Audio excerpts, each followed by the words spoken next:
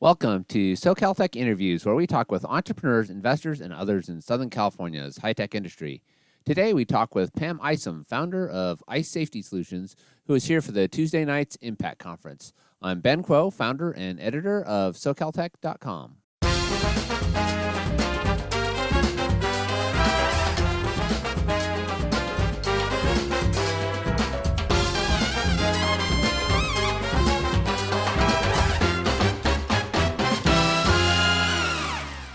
Hi, my name is Pam Isom, and I'm President CEO of In Case of Emergency, or ICE.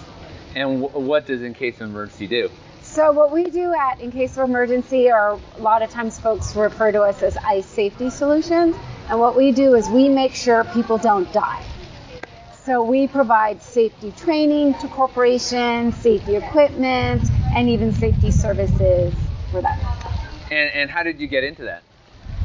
I started out as a biologist, and what happened was there was an explosion in our company, and everyone lived, but there was definitely some injuries, so they picked a group of us to do safety training, like CPR training, evacuation for the company, and I fell in love with it, and then I ended up starting my own company doing just that. Yeah, so interesting. So how did you decide I'm going to start a company around this? Actually, it was a total accident. So I was on maternity leave with my first daughter, and she was a preemie, and I was struggling with going back to work, and she was only, a couple pounds. And so I went to resign from my biologist job, and they're like, who's going to do our safety training? I'm like, I don't know. They're like, you do it. So I really started it as a way to stay home with my daughter. Oh, that's great. And So talk about, that step from being an employee as a biologist to becoming an entrepreneur. What was the hardest part about that?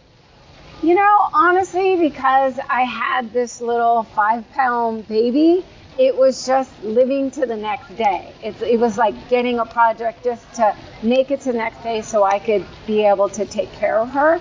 And so it was like trying to find companies who needed CPR training and trying to find companies who needed it more than once every 2 years. Like they needed it 3 or 4 times a year, 3 or 4 times a month. And I knew if I could find customers like that, then I could be able to stay home a couple days a week and then work a couple days a week. Interesting. And so how did you find those customers? I imagine it was, tough to do that. What made it enable you to go from, just kind of thinking about it to actually a real business? Yeah. You know what I did? Because I knew I had a baby and I knew I had an affinity with moms. So I approached daycare centers and schools where, these are a lot of women who work there. They're moms. I could bring my baby with me to a sales meeting and be able to start getting daycares and schools. And a lot of those women, their spouses worked at big companies. So then they would share my information with their spouses, and their spouses would bring me into their corporation.